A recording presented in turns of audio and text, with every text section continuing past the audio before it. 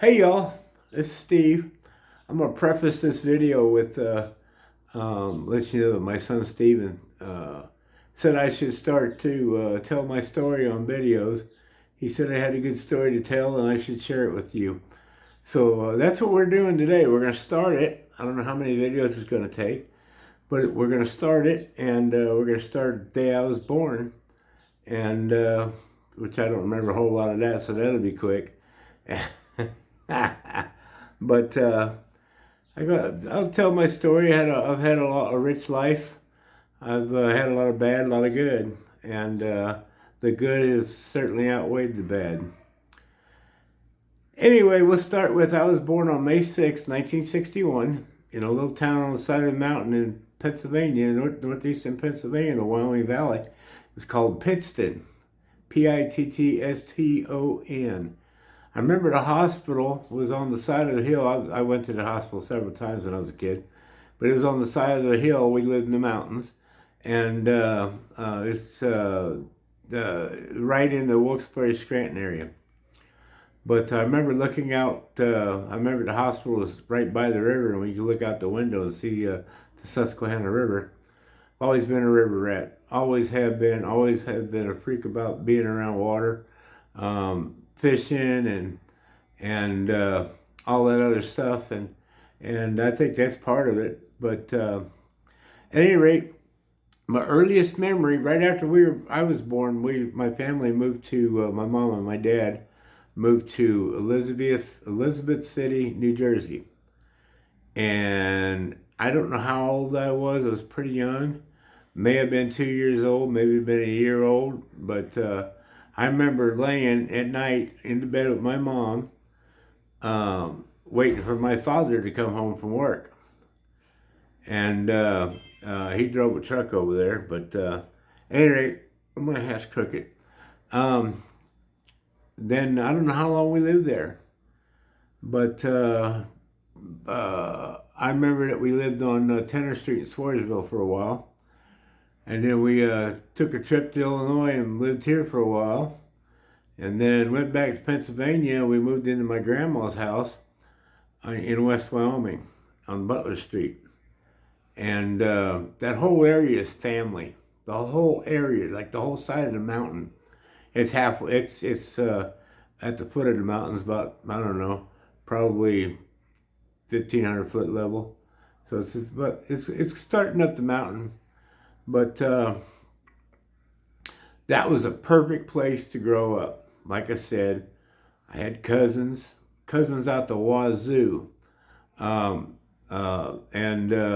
we all got along. We played ball together. We got along. Period.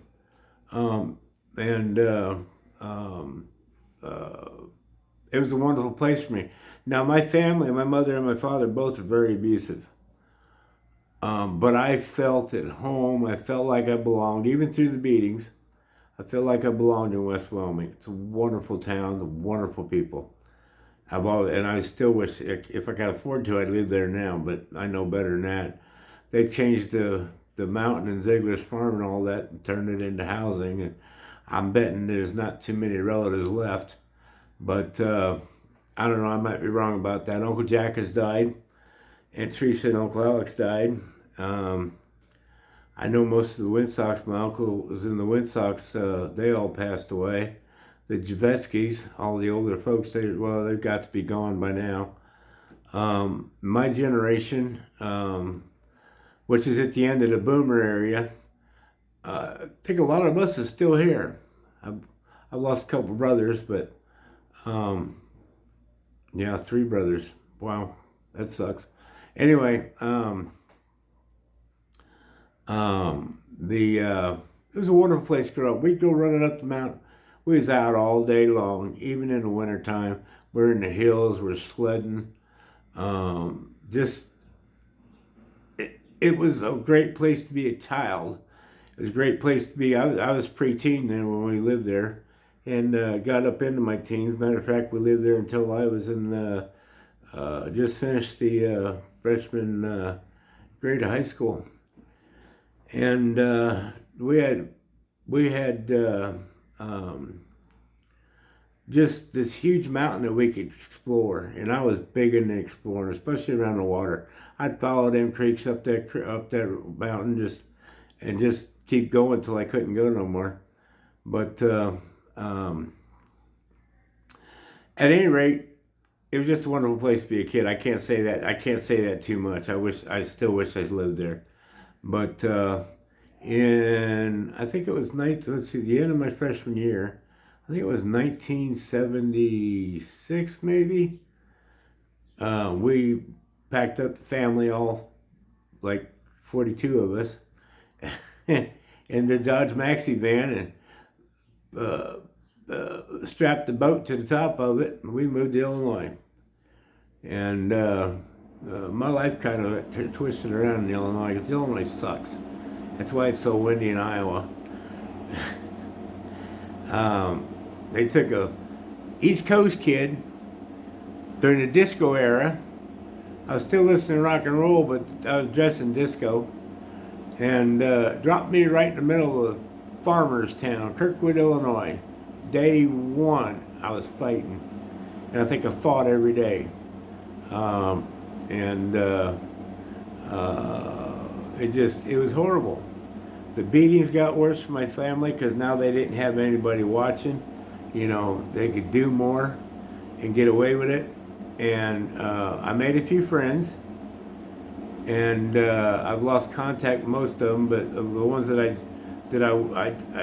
did make, I will never forget them. But it wasn't like Pennsylvania where I had lots of friends, lots of relatives. My cousin Julius Miscavige, he was a sort of cousin. His mother was my Uncle Alex's sister. Uncle Alex married my Aunt Teresa, who is, anyway, she was one of my grandmother's kids. Yeah, first day at school there.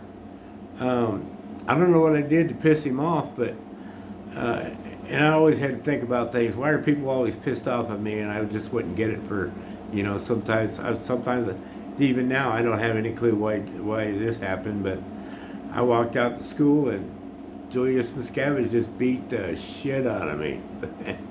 And I thought I could fight him, but he was too fast.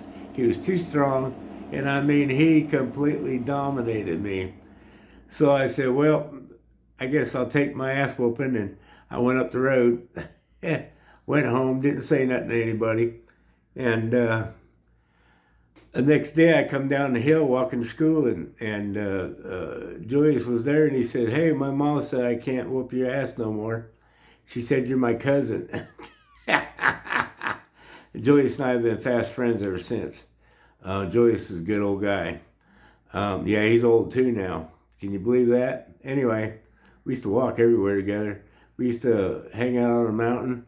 Julius came up with the idea, and it was a wonderful idea, to catch crayfish in the streams, or crawdads, and find an old can, wash the old can out with creek water, and start a fire, fill the can up with water, and drop crayfish in it. We'd have a little snack on the side of the mountain. Yeah, I love doing that. We started to build a fort once, but we didn't finish it. I don't know why. We never did. But at any rate, 8 minutes already. Wow. So I'm skipping around. Obviously, you can tell I don't know how to tell a story. I just tell it like, it comes to my mind. So, when we moved to Illinois, it all went to shit. I mean, big time shit. I was fighting every day. Kids I didn't even know, older kids would, like, one guy showed up in his Camaro. I was just entering the sophomore year, and he jumped out of his car and he said, I heard you think you can whoop me. This kid was like probably a senior or maybe even graduated from high school. And he popped me right in the nose. And I was too scared to do anything. So I went home, and bloody nose and all. My dad saw me. He said, what the hell happened? I said, well, this kid, he jumped out of his car and smacked me in the nose. Dad said, well, what'd you do? I said, I came home. kid a lot bigger and older than me. And Dad whooped my ass for not fighting back. And then he went and decided he was going to teach his kid a lesson. So he decided that he's going to load me up in the truck and fly over to his house and knock on the door. And the kid answered the door. And my dad said, "Why'd you hit my kid?" And the dude, I don't remember what he said. It was something stupid. And Dad says, "Well, where's your dad at?" And he said, "My dad's not here." He said, "Well, you get your dad out here because I'm going to whoop his ass." One thing about it, Dad might beat the hell out of us and put us in the hospital, but he's always there to back us up. And, so it started there. And a lot of more popular kids there in Kirkwood. I didn't fit. I was an East Coast kid. I talked funny. I dressed funny. I carried myself funny compared to, all these ignorant Illinois farm boys. And I shouldn't say they were ignorant. They were just different. Yeah, ignorance is the wrong word to use. But some of them tried to mate up, but I didn't trust them. Still don't trust them, and will never be their friend. But that went on till I turned 16. I got a job. I moved away from home. I went to Monmouth to live, and I worked for Radio Shack.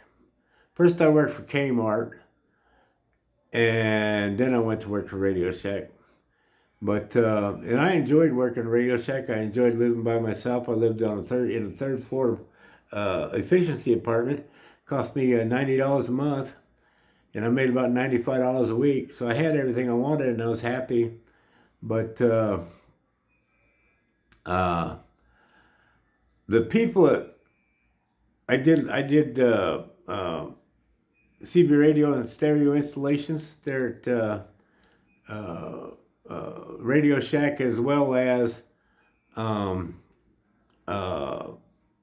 sales and service, and I knew a lot about electronics at the time, and I fit in pretty good there.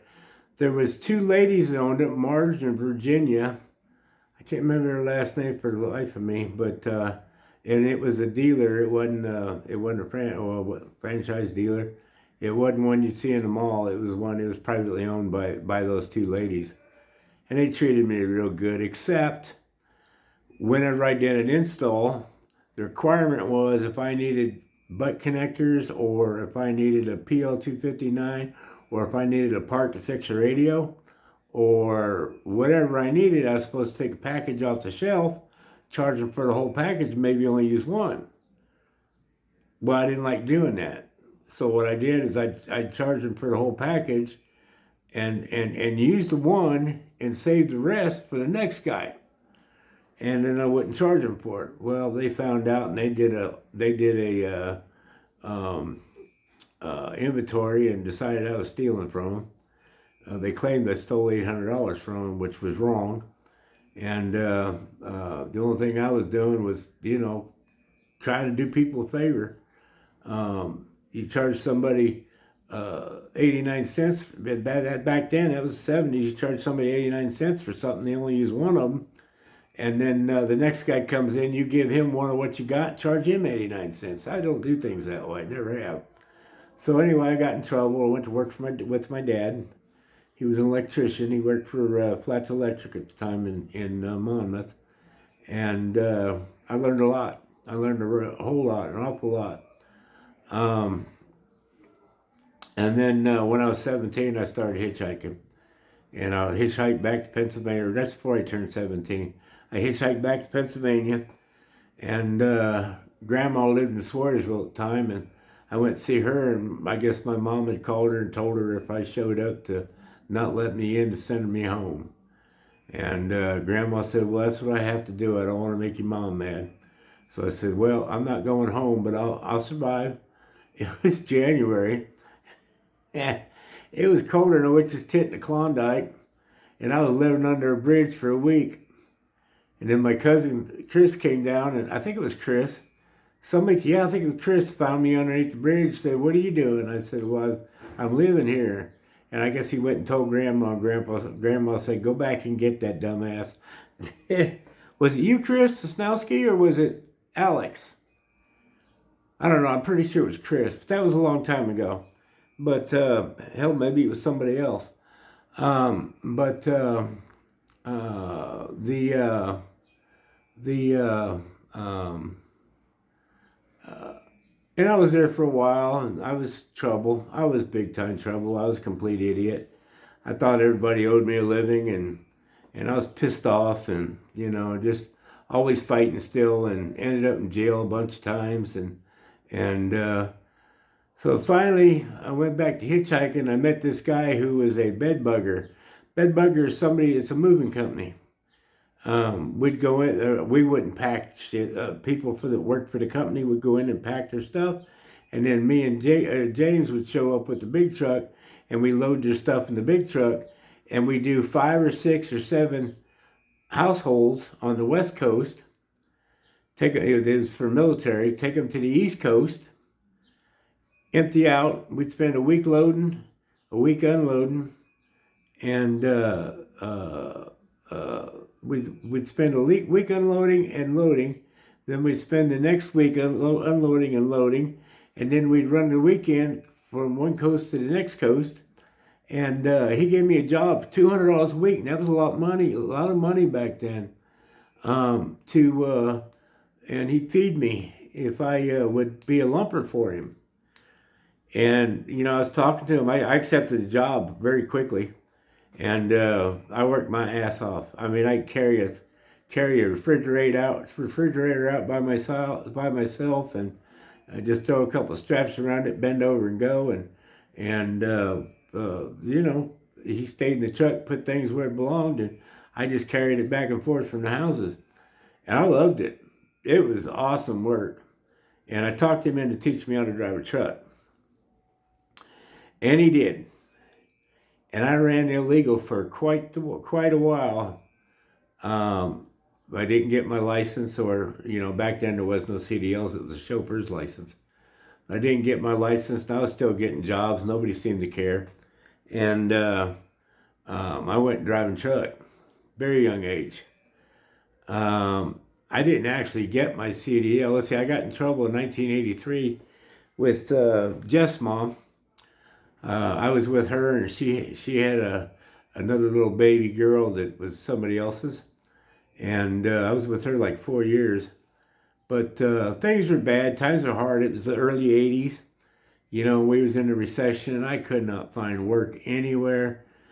And then she got pregnant with Jeff, and Christy was still in diapers, and we ended up in West Virginia, in the Canal Valley of West Virginia. We was in Sissonville, West Virginia.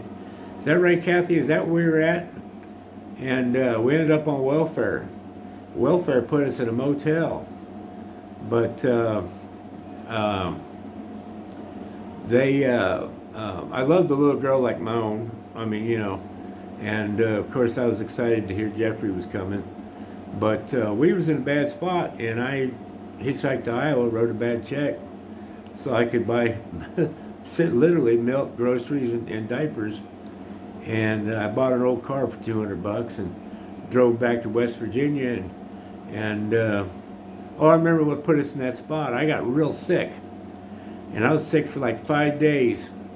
Just they said it was botulism, but I couldn't move. I'd move, I'd shit all over the bed. It was horrible. Poop all over the bed. It was very horrible. And back then, because we were on welfare, we had to check in every week on Friday, so they'd cut us a new voucher for the motel. And Friday, Kathy went in because I was sick, and they wanted to know where I was. Kathy didn't want to tell them I was sick and home in bed. I don't know why. So she decided it was a good idea to tell them I was working. Well, consequently, they cut us off. And that's the time I went to Iowa, and I wrote a bad check, and came back and got arrested. And they extradited me back to Iowa.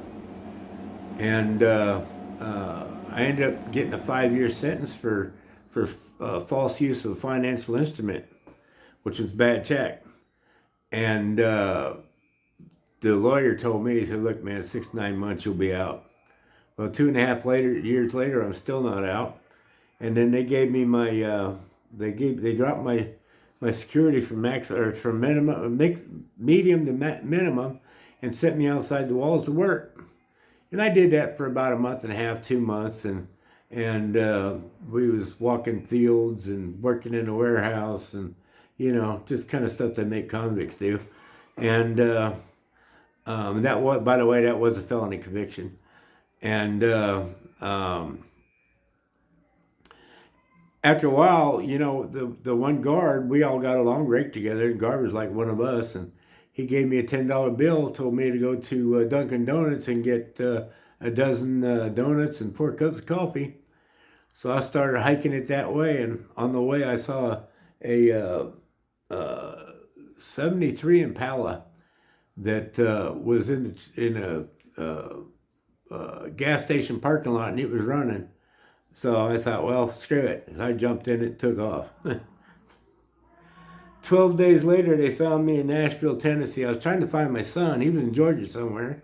I've been to Georgia and then back to Nashville and been back to Georgia all in 12 days. I think I went 10 whole days without eating. And because I didn't have any money, I was stealing gas to get there and stealing oil because this car used a ton of oil. But I turned into a little thief. And I regret that. These are things that I will never, ever, ever, ever, ever do again. And I hold it against myself, just like I also hold it against other people who are thieves. I don't like thieves, period. And I was one, which had a big issue with me growing up. My distaste for thieves and convicts is what caused me to straighten my own life out. But I'd go to Georgia and look for Jeff.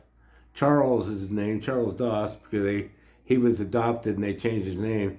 He was born Jeffrey Allen Moore, and couldn't find him nowhere. And it's a good thing I couldn't find. I was going to schools, and I was looking at kids, and I was waiting to see a kid look like me. Well, thank God I never did, because I'd have kidnapped the little bastard. And Jeff looks like his mama. He don't look nothing like me. Yeah, I'd have grabbed the wrong kid. But at any rate, thankfully I never found him. Not thankfully, but thankfully I didn't find. Either way it'd have been bad, whether I found him or some kid looked like me. But I was young and dumb. But at any rate, 12 days later they caught me in Nashville, Tennessee, and sent me home with a escape charge and 9 more months to do. So in a 5-year sentence, I've done 2.5 years. I got 9 more months to do before they'll even think about looking at me. So I did my 9 months, and it turned into a year. And they came to me and said, "Hey, we're not going to give you parole. We're not going to release you, but we're going to give you your minimums again. You think you can handle that?" I said, "Yeah, I can handle that." So we was out in the cornfield. And it was on the farm, and I was walking down the road one day. I'd been there about a week and a half, and I was walking down the road one day, and there was a fence. So I climbed over the fence, walked down that row, and I think it was 2 abutting pieces of property. But anyway,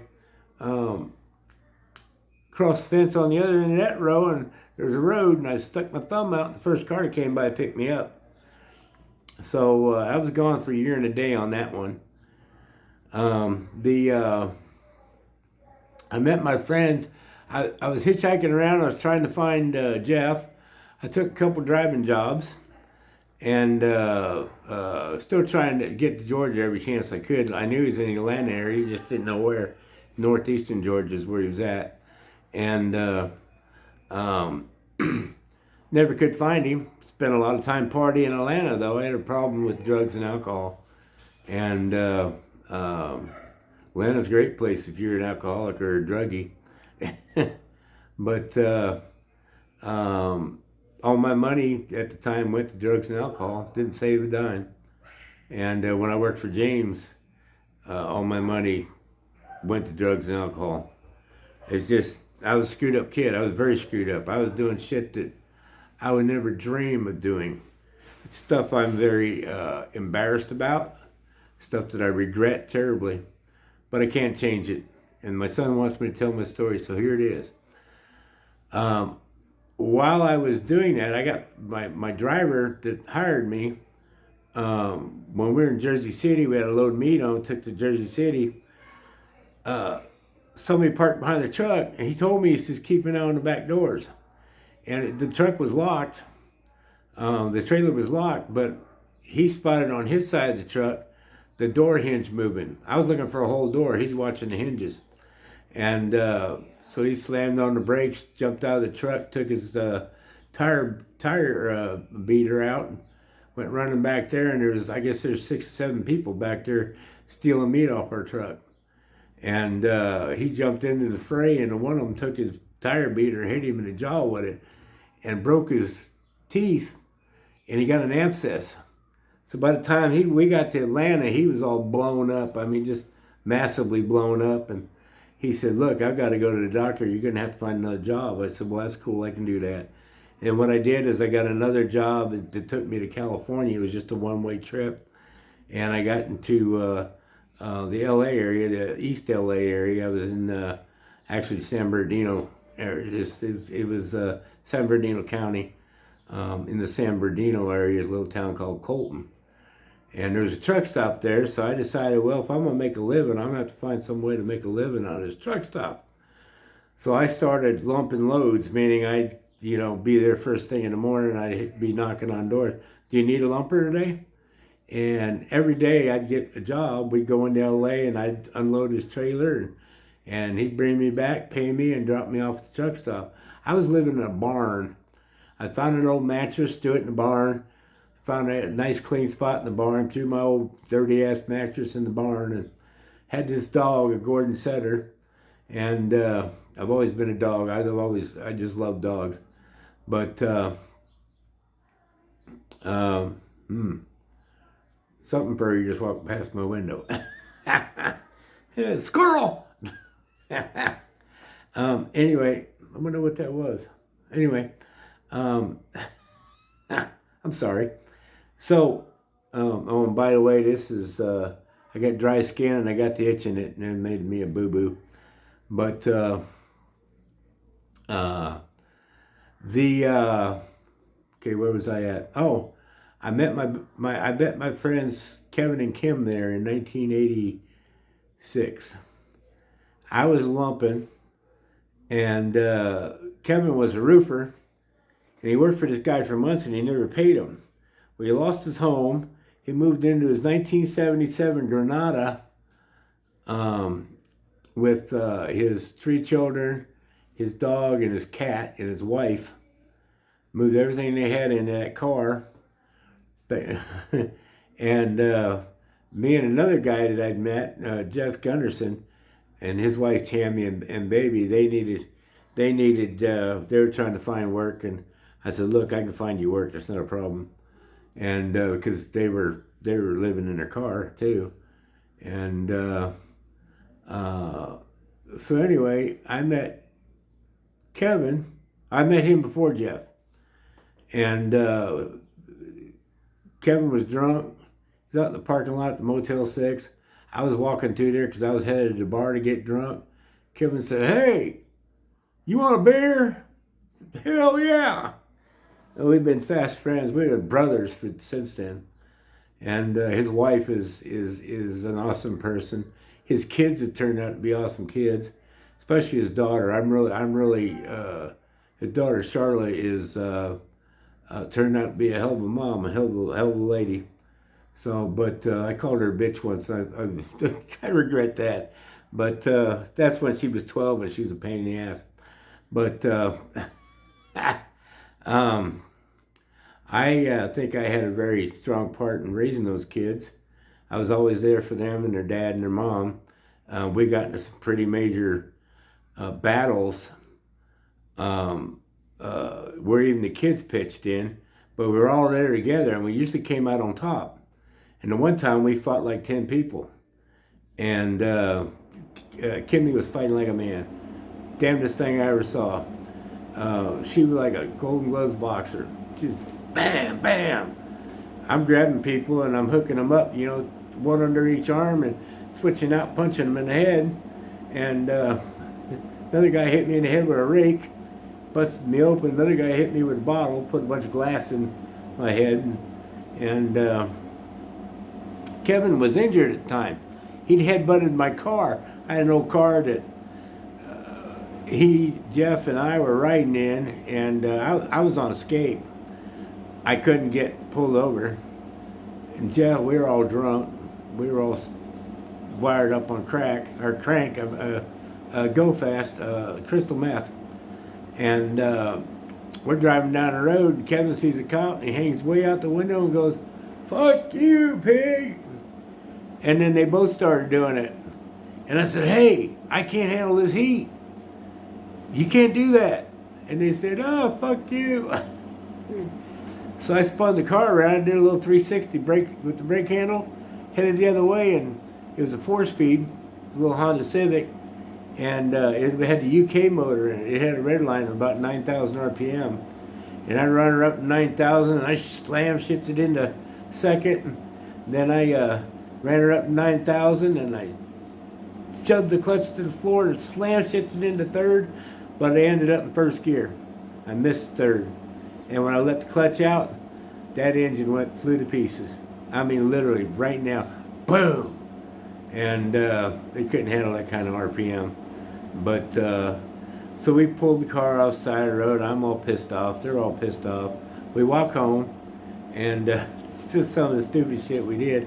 We went down and pushed the car home, and the next day, and I started to tear the engine apart to see what damage they'd done, and it just wasn't worth fixing. So the car's sitting there. We're trying to figure out what to do with it. I've got 6 other Honda cars. I decided I'd take the engine out of one of them and put it in that car. Well, then the 6 other cars, they had different engines. This was a UK car, United Kingdom, and it had a different engine. It had a 2-barrel on it, and it had a different bolt pattern, and had a great big honking 2-barrel carburetor on it, and it made a lot more power than what was available in the. It was made like 180 horsepower versus the 100 or 110, 113 horsepower engines that were available in this country. But couldn't make it happen, so car sat there, and then one day I got angry and I went out and I headbutted the big window out, the back window. Kevin says, "Oh, I can do that." And he ran over and tried to headbutt the little side window, the tiny one, and it scrambled him, messed him up bad.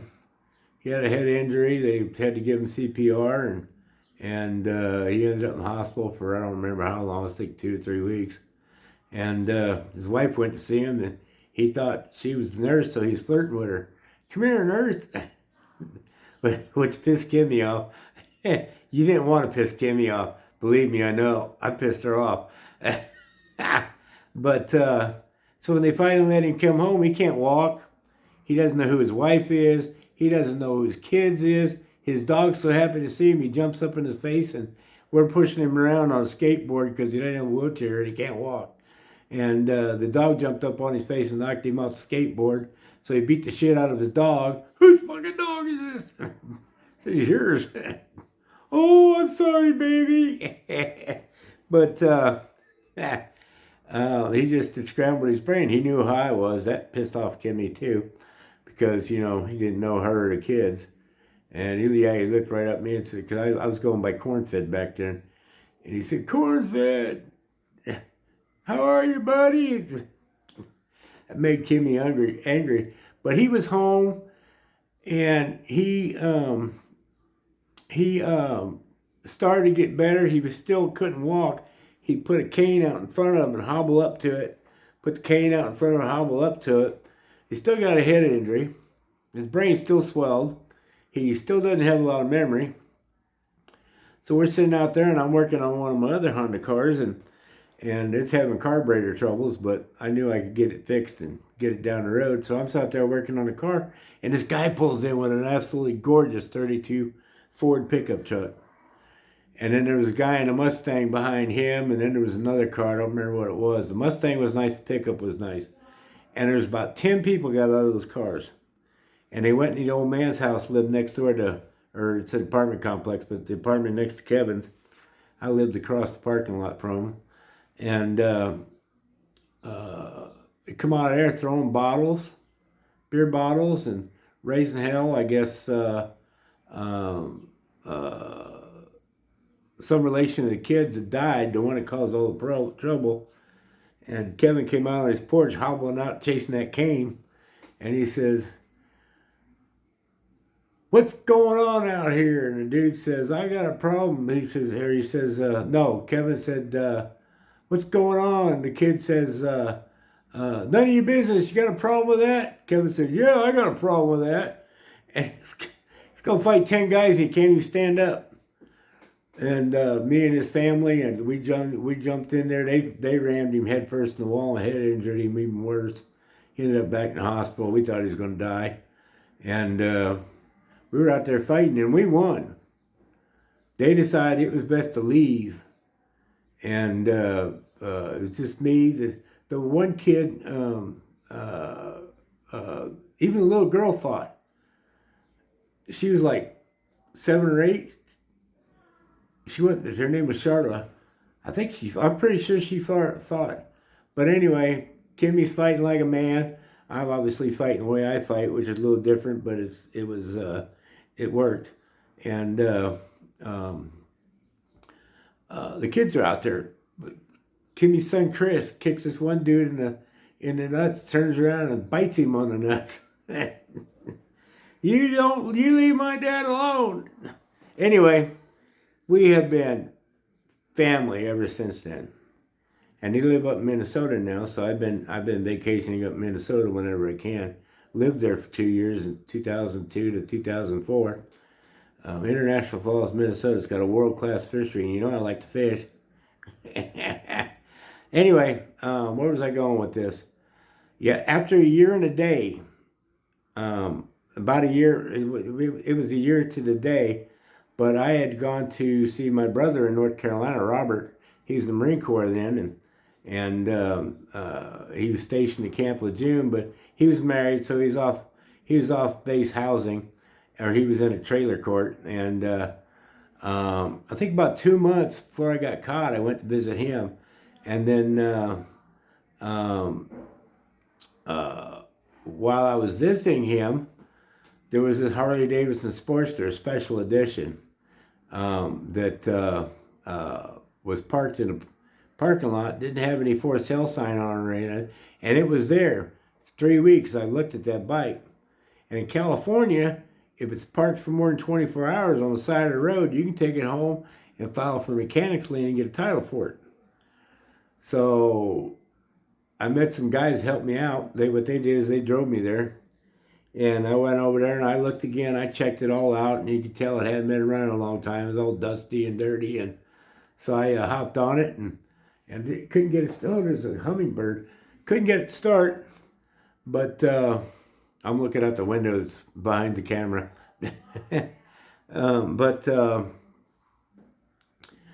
So I had to push it home, pushed it 2 miles. Got it back to Robert's house, parked it.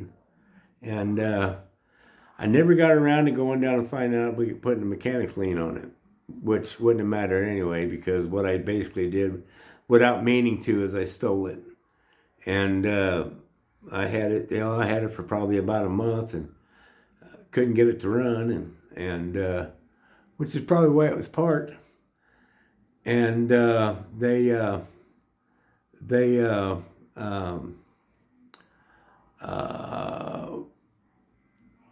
came looking for it. I was at Robert's house. I was on escape, and I knew that Robert was in the Marine Corps, and he would get in trouble if he knew I was on escape, and he did. So I played it off. When they came up and got me, wanted to know about the bike, I went and sat in the car with them. I said, "Hey, look, you need to know something." I said, "My brother doesn't know, so don't say anything to him. Please don't say anything. But I'm on escape from Iowa." And they called Robert over and said, "Did you know he's on escape from Iowa?" Robert was smart. He said, "No." So Robert didn't get penalized, I hope. He never mentioned it. But then they took me back to prison. A year and a day I was out. And then all told, because of the escapes and because I couldn't get along inside the prison, I don't like convicts, never have. The place is full of child molesters, and they like to tell their stories.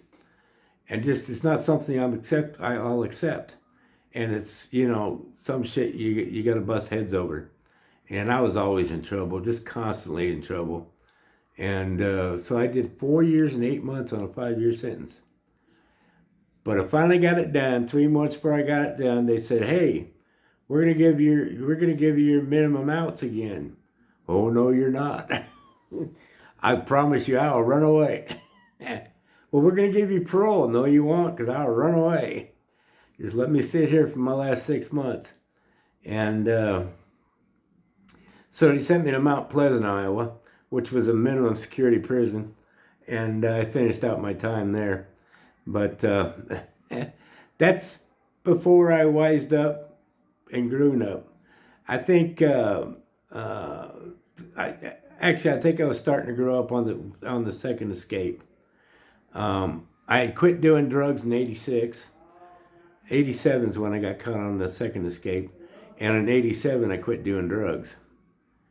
And then went back to prison, got out in '88, like December '88. Bought a $200 farm truck and an old '67 Chevy and drove it back out to California.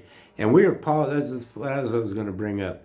When I was out there, I was lumping, met Kevin, and Kevin says, "Well, is there a way to make more money than that?"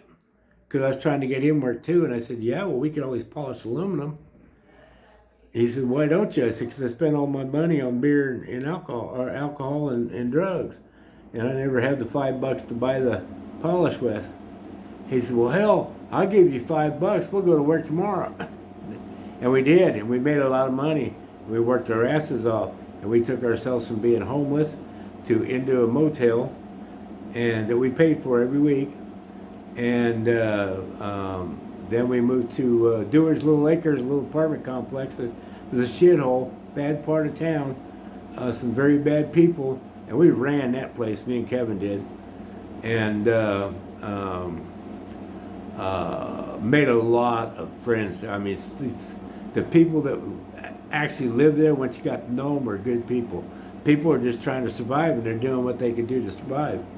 But except for the drug addicts, and we were that too. But we worked hard, and we polished a lot of trucks. We had one magazine truck they brought in for us to polish up, and we did paint and aluminum on that one, and it paid us $700. Took us a day. Poor Kimmy, she's in her shorts on top of the truck, polishing the top of the truck. Every truck driver in her damn truck stop was falling out of her trucks. But at any rate, even the kids helped in. Even the kids pitched in, helped on that truck. But my buddy Jeff was kind of lazy. I put him to work. He just didn't want to work, and it was hot. I mean, it was California. It'd be 120 degrees out, and you're working on black asphalt. It is hot, and the metal, when you touch it, burns you. You got to spray everything down before you put acid on it, and then before you put the polish on it, and then hope it doesn't heat up while you're working on it. Also, big trucks, when they're sucking diesel out, they heat it up and they put it back in hot. So that's even more heat. But I went back in '88 or '89, and the polishing business had kind of waned. The trucking industry was changing at the time. There's less chicken trucks and more major company trucks, and they don't give a shit about them trucks or what they look like. They just run them in the dirt. So we started looking into something else to do, and I decided it was time to go back to my electronics, what I knew about electronics. So I went to a bunch of places. In California, entry level is $6 an hour, which in '86 wasn't a hell of a lot of money, or '88 wasn't a hell of a lot of money. And we had a $700 month house payment to make, or rent on a 4-bedroom house that we finally all ended up moving into to pay for, and I couldn't make ends meet. But so I got thinking about it. I said, well, I'll go back to work, but I couldn't find a job. Everybody wanted me to have a piece of paper. I didn't have a piece of paper, and I couldn't explain to them, hey, Uncle Jack sat me down when I was 12 years old and started teaching me electronics. I couldn't tell them that because they didn't want to hear it. So I said, well, where can I go to get the piece of paper? And he said, well, there's a good technical school in San Bernardino, right where you live. Go down there and talk to them. And it was a computer repair school. And see, that was 89. The course was expensive. It was $13,000. It lasted 6 months. But we got money every month to live on. We got like $800 every month to live on. And for me, that covered my part of the rent plus gas or anything else I needed. If I needed a $100 car, I'd go buy a $100 car, which I bought a lot of $100 cars. I taught Kevin into coming over with me, and he did real well. He didn't think he would, but he did real well. I was actually teaching the class because I knew as much as the guy who was running the class, and he decided I was going to be his helper. How does an alternator work? I'll bring one tomorrow. We took the alternator apart, showed him how it all worked, put it all back together again, and I took it home and put it back on my old car. But stuff like that, you know, and I would help people with the math and with Ohm's Law and that. And I made so many friends, so many wonderful people that I've lost contact with over the years. My buddy Steve, we got him into it, and he ended up about halfway through. He was a pothead. I kept trying to get it because I was no longer doing drugs or anything. I wasn't even smoking pot. And I kept trying to get him. He would take his kids in a little red wagon, tie it to the back of his bicycle, ride to his connection's house, buy pot, and then ride back to his. He had a little house trailer, a little camper in a mobile home park. Had 3 children, a wife. She had cancer real bad. And she was young. I mean, these people, at the time, we were all in our late 20s, early 30s. And she was dying. She just had a new baby. And I guess Steve, they were afraid of getting robbed. So when they were in the house, they would lock the doors from the inside, put padlocks on them. And I guess what happened was Steve was smoking a joint on the couch. He smoked a joint, switched to smoking a cigarette on the couch, laid down on the couch with his 3-year-old on his belly, and he fell asleep, passed out, and set the house on fire. Steve burned up, his 3-year-old burned up. The baby was home. The little girl was at the hospital getting her eye. She had a lazy eye, getting her eyes worked on. She had surgery, and she was like 2, and Stevie was 3. And anyway, his name was Steve. Stevie was Junior, and Steve and Stevie burned up, and Carol rolled over on the baby, trying to suffocate the baby so the baby wouldn't burn. She got burned real bad, but she survived. The baby was fine because Carol tried to smother her. Fire department couldn't get in. Doors were locked from the inside. They finally took a chainsaw and cut a way in, and it was a horrendous thing. Then they come to my house. Steve's always in trouble. Cops come to my house, knocking on the door, say, "Hey, do you know where Stephen Oliver Davis's little girl is?" I said, "Yeah, she's in the hospital." I said, "What did Steve do now?" And they said, "Steve's dead." And I said, "No way." And so I went out there and looked, and he was laid out his underwear was burned off. He was laid out in the yard, just spread out. Nobody put anything on him, and the baby was right next to him.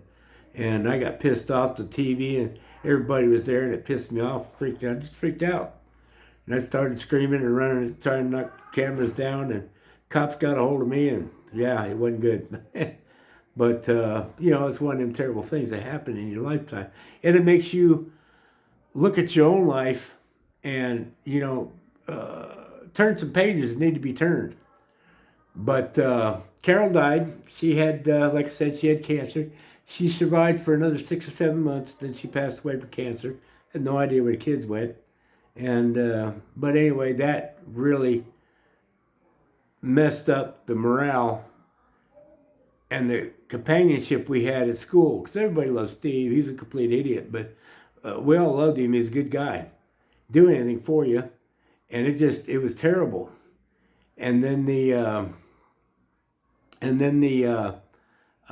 instructor, he was from Zimbabwe, and his wife got killed on the freeway with his kids, and so he went back to Zimbabwe.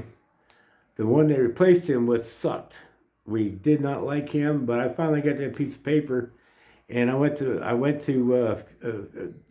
recruited to go to a few places. I get there, it's all data entry, and it's $6 an hour. I can't live on $6 an hour. So I went back driving truck, and I went home, and because I never ever got legal before, I had to go to, even though I know how to drive, there was another one where I ended up teaching people. I went to CDL school. It's one of the first people in the state of Illinois to get a CDL. That was in 1989 and 90, one or the other. And like I said, I already knew how to drive. I was teaching people how to back up. I was teaching people how to go down the road, and don't follow too close. Keep it. Always look at the distance as far as you can look. Get the big picture. Don't zoom in on the front of the truck or your car. If you're driving and you're looking at when I was a kid, I used to line up the center of the car hood with the white line and it put me in the middle of the lane. But that's not the way to do it. You don't never see what's coming at you when you're doing that. If you're looking ahead, your eyes, your hands will automatically follow where your eyes are going. So you're going to stay straight in your lane. And if anything comes at you, you're going to see it and you can avoid it. And thankfully for that, I have never had a bad accident. I had when I was driving by myself, driving too fast around corners and blew a tire and destroyed my 79 Cutlass. But that was a different situation. But 70 mile an hour and a 35 mile an hour curve, it doesn't work. But I have 4 million accident-free miles. I had some incidents when I first started out, but no accidents. And then, so after I went to CDL school, went through that, passed that, I went to work for Munson Transportation. The company before that, RFK, they hired me they fired me because I had a shitty attitude. And I did, I deserved it. I won't complain. They didn't do me any differently than, I just thought I was the big cock on the walk, and I wasn't taking shit from nobody. It's just, part of my upbringing, part of who I was then. And so then I went to work for Munson, and I became a trainer for Munson. And then I went to work for a company in Mount Vernon, Missouri. I got fired from Munson for falsifying my logs. I wanted to run 3 logbooks, but I couldn't figure out how to make it work. I got fired over it. It took them, I was there a year and something. But anyway, the only time my logs were good is when I had a trainee on the truck and I was running team. But, because I ran like that. I'd get up in the morning, 2, 3 o'clock in the morning, and I'd run till 10 o'clock at night, and then get up again at, say, 5 o'clock in the morning and run till midnight, and then get up at 4 o'clock in the morning and run, that's how I ran. And I never fell asleep at the wheel. All the way they got things set up now, these drivers are dying because this ELD system it just doesn't work with human beings. It screws up your internal clock very badly. But at any rate, I need to make this story short. I trained for the company down in Mount Vernon, Missouri, and then I went somewhere else. I don't remember where else I went from there. Then I moved up to Minnesota for 6 months and was a fry cook, and And then I decided to go back to trucking, and ended up in a CV shop in California, working on CVs. That sent me to Eloy, Arizona, working on CVs, and they decided I was the guy they wanted to send to New Mexico to run the store. So that's what I did, and I enjoyed it. You know, and I got a lot of knowledge and a lot of, I gained a lot from it. Knowledge is very, very important. But that's the short story. I will continue this in another video when I get to where I'm feeling like I want to make a video, and we'll go through some more stories that happened to me over the years. I've got some crazy stories.